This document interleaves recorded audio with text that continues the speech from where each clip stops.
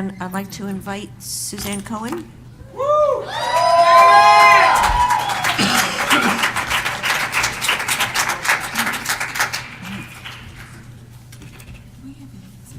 Good evening.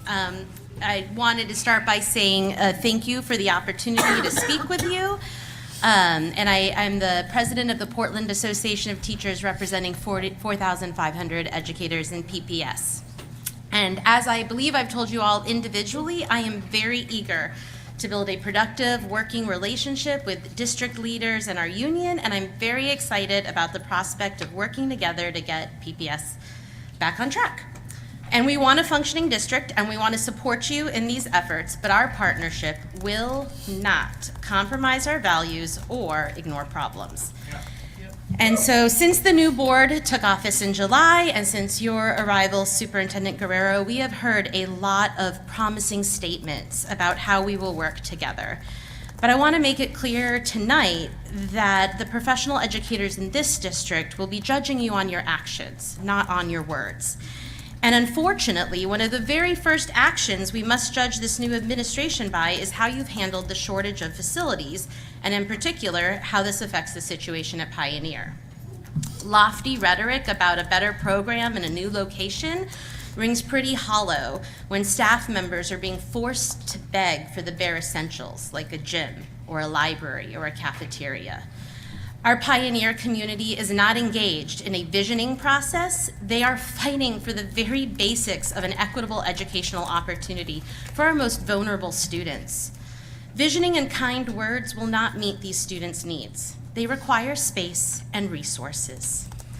There is flawed math in the district's calculations for the space and square footage requirements for the Pioneer program because your formulas don't seem to factor in all the equipment, additional adults, and extra space required in this type of setting.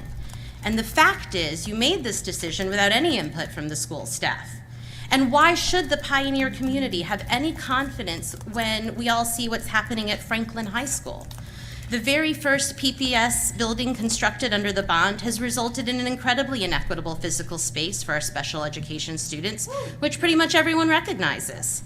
But for most of you, I know that this was before your time, but I hope you can understand the frustration that every one of us feels when we see such a disconnect between decision makers and our school communities. It would have taken the Franklin staff and special ed community there about 10 minutes to point out the problems of putting a specialized classroom in the basement, from accessibility issues and the way it isolates these students from the rest of the school. And yet nothing has been done to mitigate the inequities at Franklin, despite agreement that it is a problem. And while the exact configuration of Franklin might have been before your time, moving the Pioneer program is your decision. And it feels like we're some sort of educational version of the Hunger Games, where one group of vulnerable students is being pitted against another. Why should access a group of students with very specific needs, which is fought for years to get their own space, be forced to compete with Pioneer, which serves their students with some of the most challenging of educational situations? And what kind of disruptions are in store for the Head Start students? Students that come from economically disadvantaged homes if Applegate has to move to make way for Pioneer. Yeah. What do these three schools have in common? They all serve vulnerable student populations. And while it hasn't gotten much attention, I do want to point out that this all started with your decision to continue providing space in a public building to Kairos, a charter school, a building which is desperately needed by PPS's own students. It's why so many of us have been pushing for more transparency and accountability from PPS. And these problems will continue until you recognize that involving teachers and parents and students in real decision-making is not optional, it's essential.